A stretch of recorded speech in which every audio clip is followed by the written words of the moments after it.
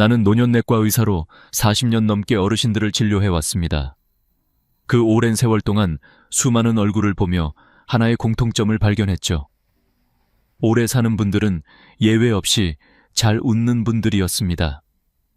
한 번은 92세의 김영호 어르신이 진료실 문을 열고 들어오셨습니다. 지팡이를 짚고 천천히 걸어오시면서도 얼굴엔 장난기 어린 미소가 가득했어요. 선생님, 오늘도 살아있어서 감사해요. 그 한마디에 제 마음이 먼저 풀렸습니다. 그분은 젊은 시절 큰 병을 겪었지만 매일 아침 거울을 보며 일부러 웃었다고 합니다. 웃음이 없으면 하루가 너무 길게 느껴졌기 때문이라 했죠. 그런데 놀랍게도 그분의 혈압, 심박수, 면역수치 모두 또래 평균보다 훨씬 좋았습니다. 과학적으로도 웃음은 놀라운 효과를 줍니다.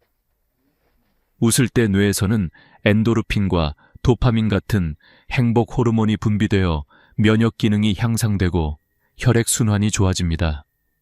한 연구에서는 하루 10분 이상 웃는 사람은 그렇지 않은 사람보다 심장질환 위험이 40% 낮다고 보고했습니다. 웃을 때 움직이는 얼굴 근육만 해도 50개 이상이죠. 그 근육들이 혈류를 자극하면서 산소 공급을 돕고 뇌도 더 활발히 움직입니다. 그래서 웃음은 단순한 감정이 아니라 생리 반응이며 실제로 몸을 치유하는 힘을 갖고 있습니다. 그런데 많은 분들이 이렇게 말합니다.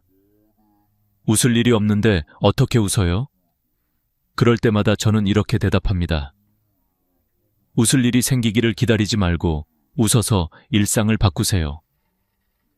뇌는 가짜 웃음과 진짜 웃음을 구분하지 못합니다.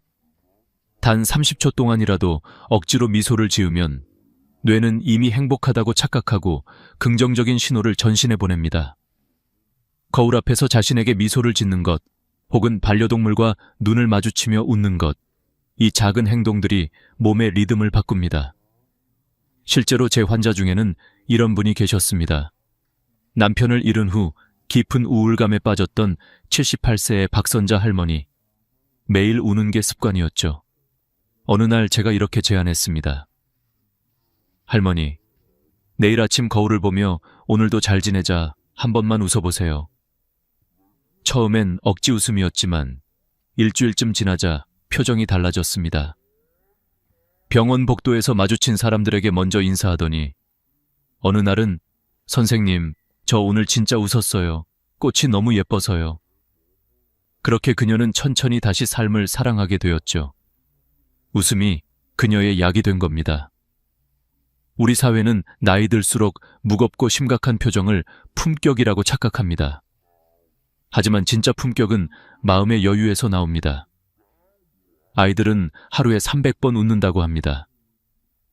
어른은 평균 10번 이하라고 하죠. 우리가 잃어버린 건 건강이 아니라 웃을 기회입니다. 인생의 후반전일수록 웃음이 약이 됩니다. 어릴 적 친구와 통화하며 옛날 이야기를 떠올리거나 코미디 프로그램을 보며 한바탕 웃는 것도 좋습니다.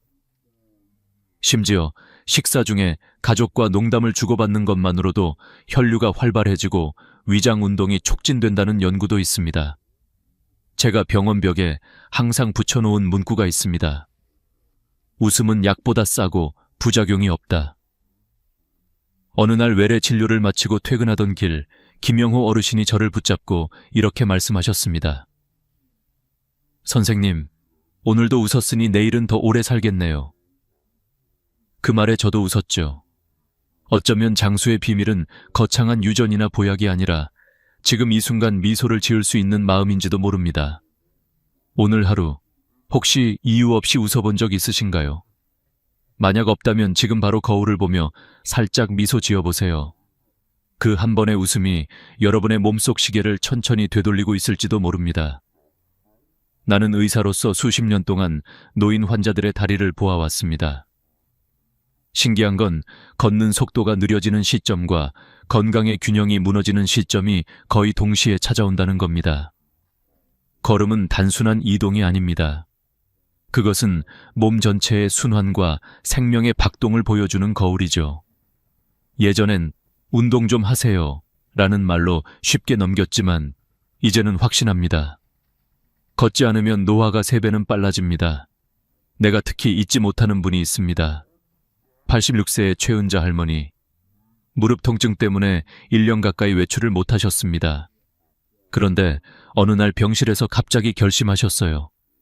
내일은 꼭 한 발만이라도 내딛겠어요. 그렇게 시작된 게 하루 10분의 복도 걷기였습니다. 처음엔 간호사 부축이 필요했지만 일주일 후엔 스스로 걸을 수 있었고 2달 뒤엔 병원 앞 공원까지 나가셨습니다. 그때 그녀가 하신 말이 아직도 귀에 남습니다. 선생님, 걸을 때마다 몸이 아니라 마음이 살아나는 것 같아요. 이건 단순한 느낌이 아닙니다. 의학적으로 증명된 사실입니다. 하루 8,000보 이상 걷는 사람은 그렇지 않은 사람보다 사망률이 40% 낮고 65세 이상 노인에게는 치매 발생률이 절반으로 줄어듭니다. 걷는 동안 혈류가 심장에서 다리로 다시 뇌로 순환하면서 산소 공급이 활발해지고 심장과 폐가 규칙적으로 움직이기 때문이죠. 그뿐만이 아닙니다. 근육이 자극되어 혈당이 조절되고 뇌에서는 세로토닌이 분비되어 불안감이 사라집니다. 하지만 많은 분들이 이렇게 말씀하세요. 무릎이 아파서, 허리가 아파서 걷는 게 두렵다. 저는 그런 분들께 이렇게 답합니다. 그래서 더 걸으셔야 합니다. 물론 무리해서는 안 되지만 아주 천천히라도 움직여야 합니다. 걷는다는 건 통증을 이기려는 싸움이 아니라 몸을 잊지 않으려는 기억이니까요. 서울대병원에서 80세 이상 노인 1,200명을 대상으로 연구한 결과가 있습니다. 하루 평균 15분 이상 걷는 사람은 그렇지 않은 사람보다 근육량이 18% 더 높았고 낙상 위험은 45%나 낮았습니다.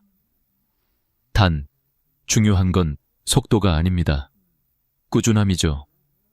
5분을 걷고 2분을 쉬는 리듬 걷기만으로도 혈관이 열리고 종아리 근육이 심장 대신 펌프 역할을 합니다.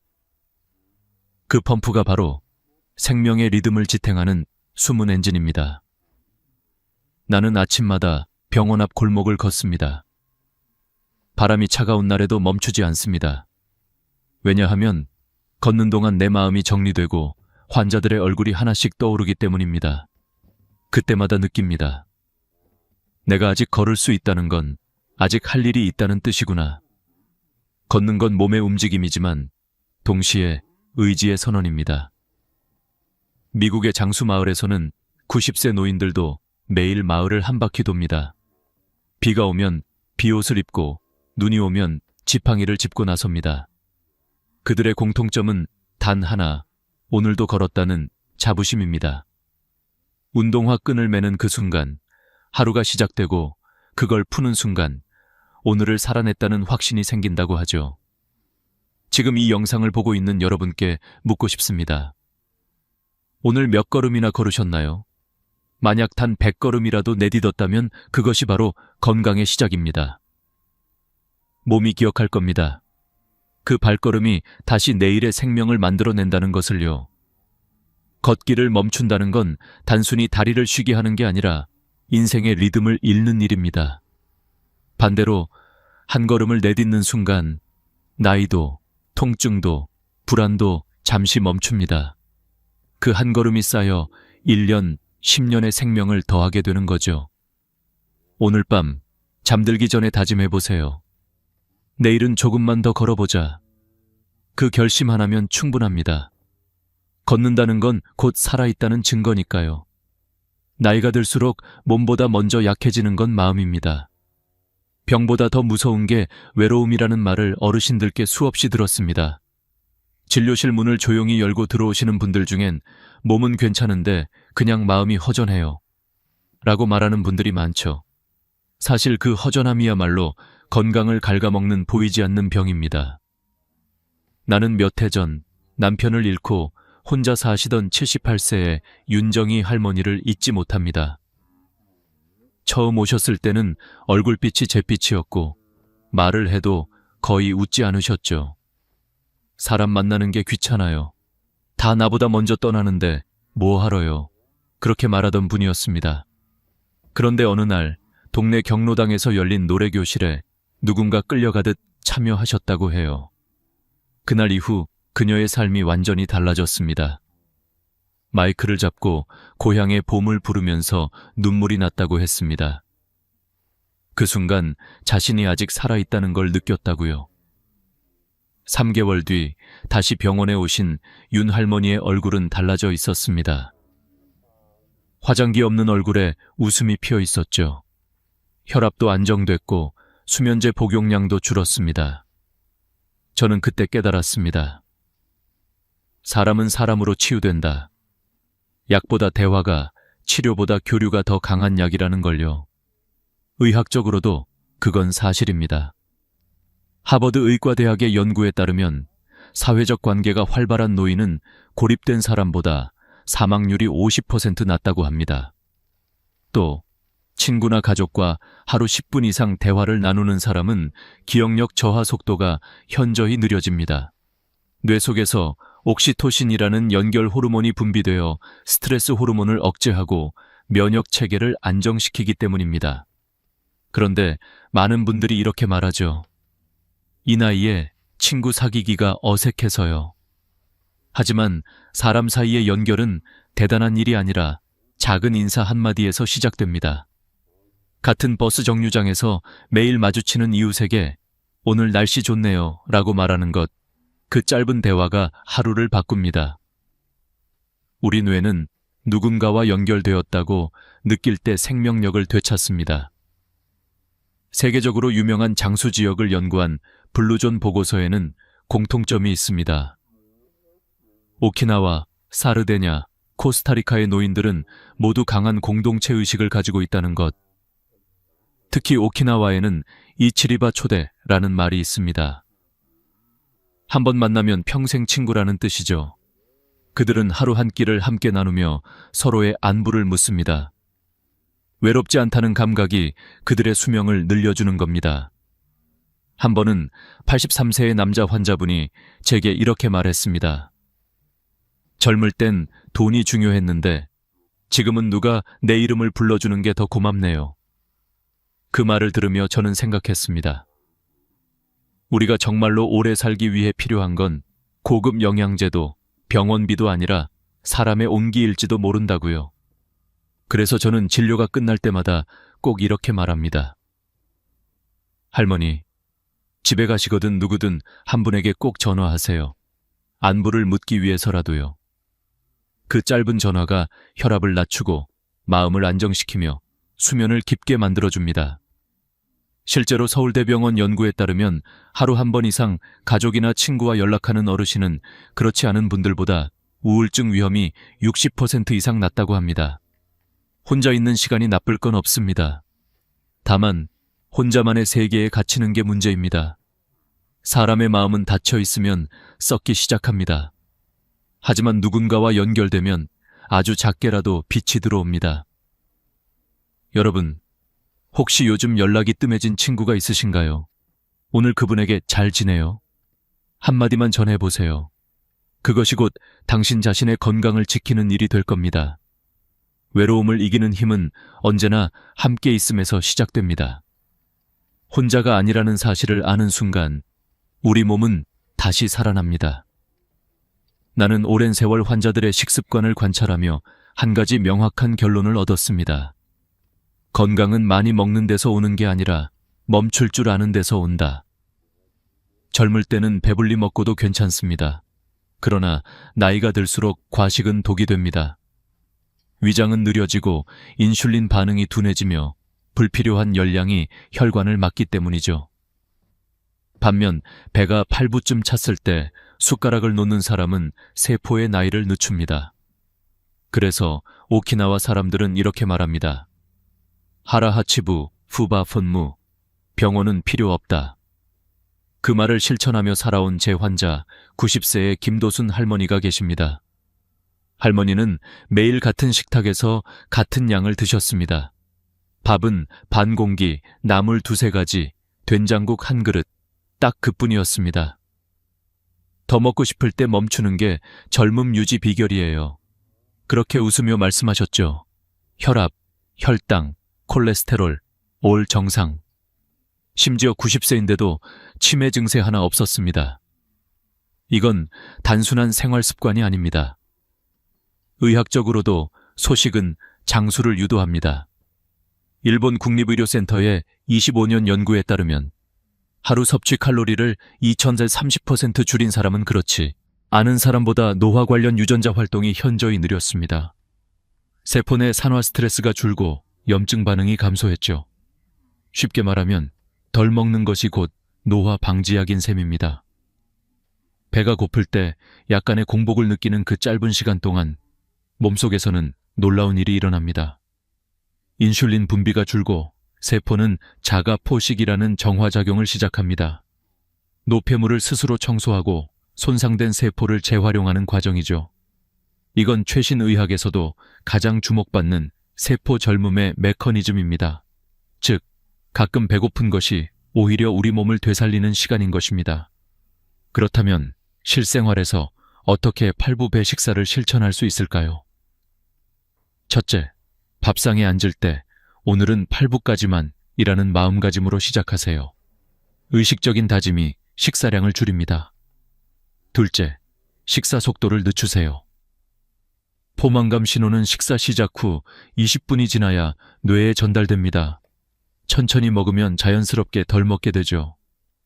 셋째, 작은 접시를 사용하세요. 접시가 작아지면 뇌는 많이 먹었다고 착각합니다. 한 번은 이런 일이 있었습니다. 70대 초반 부부가 제게 찾아왔습니다. 남편은 늘 과식을 하던 분이었죠. 그날 아내가 한숨을 쉬며 말했습니다. 선생님, 저 사람은 밥이 맛없다고 하면 젓가락을 안 놓아요. 저는 남편에게 이렇게 말했습니다. 음식은 배를 채우는 게 아니라 삶을 이어주는 도구입니다. 남기는 용기를 가지세요. 6개월 후 남편의 체중은 5kg 줄었고 혈당 수치는 130에서 98로 떨어졌습니다. 그는 웃으며 말했죠. 이제야 진짜 맛이 뭔지 알겠어요. 또 하나, 저는 식탁에서 감사의 말을 습관처럼 하라고 권합니다. 오늘도 먹을 수 있음에 감사합니다. 그 짧은 한마디가 식사 속도를 늦추고 마음을 차분하게 합니다.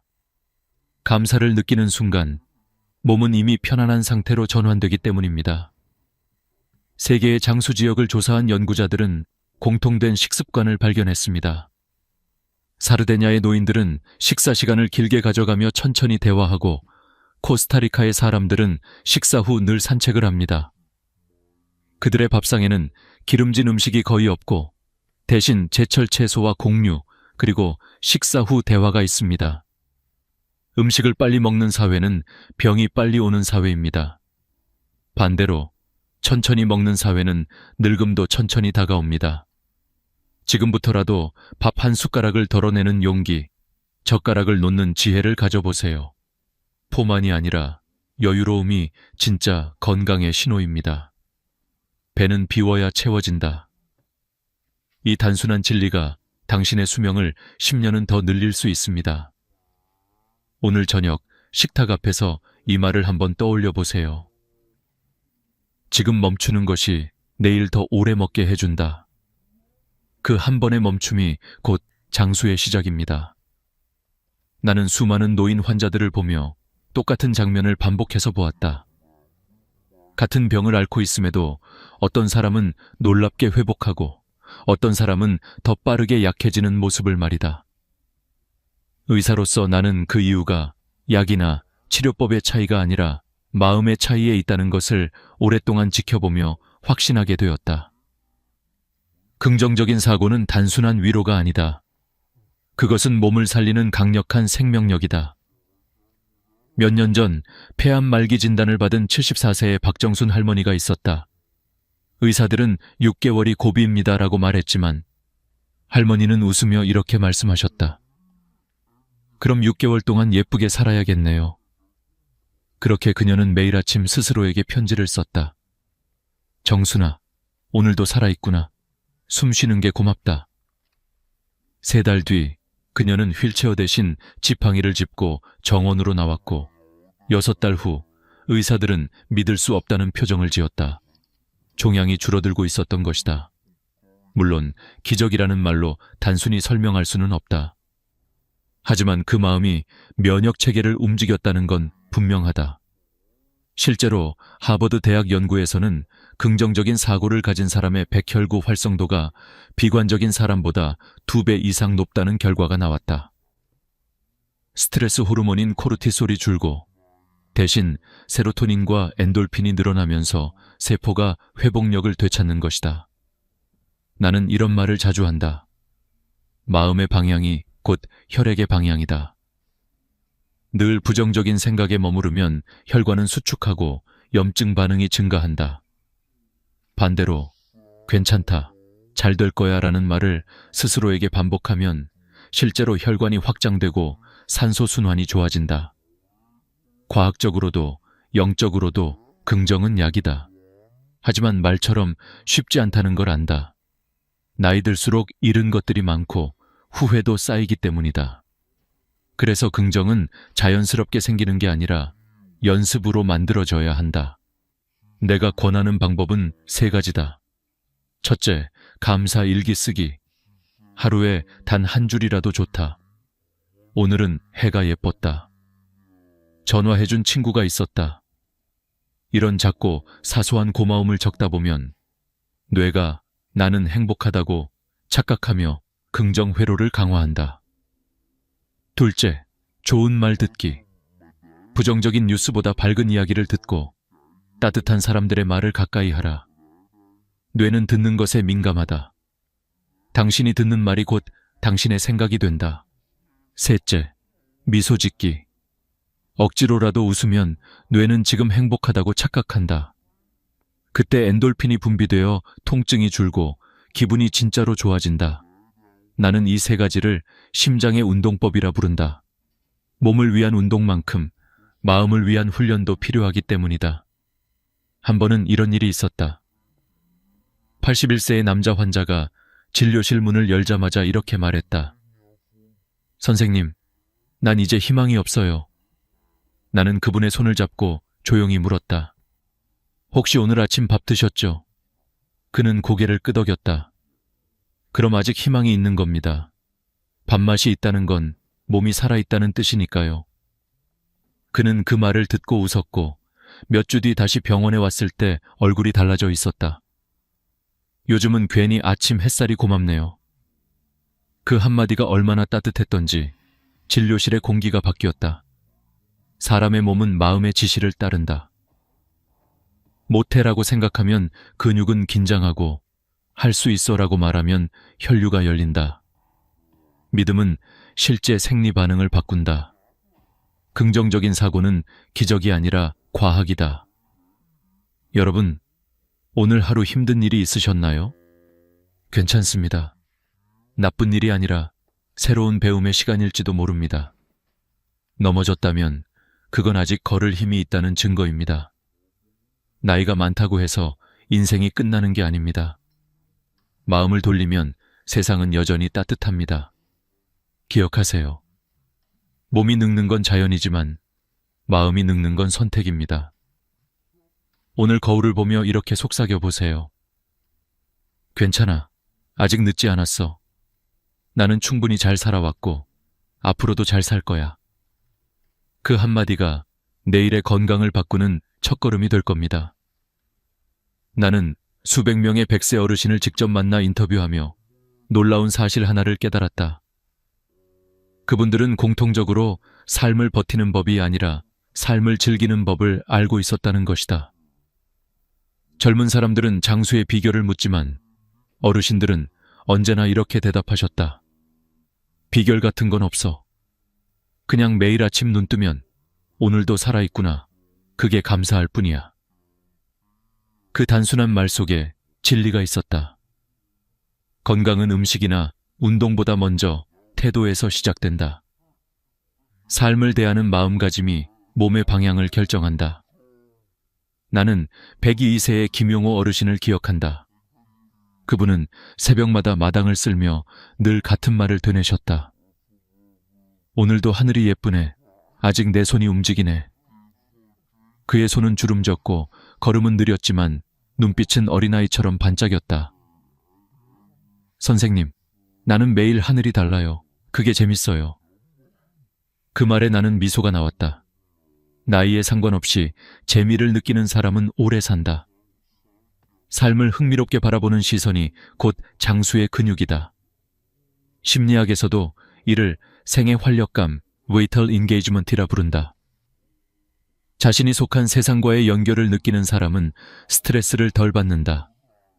뇌는 안정되고 호르몬 균형이 유지되며 결국 면역력도 높아진다. 반대로 삶의 흥미를 잃은 사람은 몸의 모든 시스템이 느려진다. 결국 태도가 수명을 결정하는 셈이다. 또 하나의 공통점은 비교하지 않는 마음이었다. 많은 노인들이 나는 저 사람보다 덜 벌었어, 덜 배웠어 하며 스스로를 깎아내린다. 그러나 오래 사는 사람들은 이렇게 말했다. 나는 내 속도로 걸었어. 남하고 달라도 괜찮아. 그 한마디가 마음의 독소를 씻어낸다. 비교는 스트레스의 근원이고 스트레스는 세포 노화를 촉진한다. 일본의 장수마을 오키나와에서는 경쟁보다 조화, 승부보다 공존을 중시한다. 그래서인지 그곳의 100세 인구 비율은 세계 최고다. 나는 가끔 젊은 세대에게도 이런 말을 전한다. 건강은 몸의 문제가 아니라 태도의 문제입니다. 몸이 힘들 때 왜 나만 이래? 라고 말하기보다 이 정도면 괜찮지라고 말해보세요. 뇌는 그 말 한마디에 반응합니다. 그것이 바로 생각의 면역력이다. 그리고 장수한 사람들에게 공통적으로 나타난 또 하나의 습관은 자기 용서였다. 92세의 이화자 할머니는 오랜 세월 딸과의 갈등을 안고 사셨다. 딸이 외국으로 떠나며 마지막 인사도 하지 않고 떠났기 때문이다. 하지만 어느 날 그녀는 이렇게 말했다. 그 애도 힘들었겠지. 이제 그만 미워하려고요. 그날 이후로 혈압이 내려갔고 잠도 더 잘 주무셨다. 마음의 응어리를 풀면 몸의 긴장도 풀린다. 용서는 상대를 위한 것이 아니라 나를 위한 것이다. 여러분, 오래 사는 법을 알고 싶다면 몸을 관리하는 시간만큼 마음을 비우는 시간을 가지세요. 미워하는 사람을 떠올릴 때마다 그 사람을 용서하기보다 나를 가볍게 하자고 생각하세요. 그게 진짜 치유의 시작입니다. 나는 오늘도 환자들에게 이렇게 말합니다. 걱정 대신 호흡을, 한숨 대신 미소를 선택하세요. 이 간단한 선택 하나가 10년의 차이를 만듭니다. 삶을 오래 사는 사람들의 공통점은 단 하나입니다. 그들은 살아가는 법을 배운 사람들이었습니다. 돈이 없어도, 명예가 없어도 하루를 감사하며 살았고 자신이 가진 것에 만족했습니다. 그 평온한 마음이 그들의 혈관을 지켜주었고 세포를 젊게 했습니다. 오늘 하루 거울 앞에서 스스로에게 물어보세요. 나는 오늘 내 인생을 사랑했는가? 그 질문에 예 라고 대답할 수 있다면 당신은 이미 장수 체질입니다. 삶을 대하는 태도가 곧 수명입니다. 몸은 늙지만 마음의 태도는 언제든 새로워질 수 있습니다. 그리고 잊지 마세요. 장수의 비결은 무엇을 먹는가가 아니라 어떻게 살아가는가에 달려 있습니다. 오늘부터라도 비교를 멈추고 미소를 늘리고 스스로에게 따뜻해지세요. 그것이야말로 100세를 향한 가장 확실한 길입니다.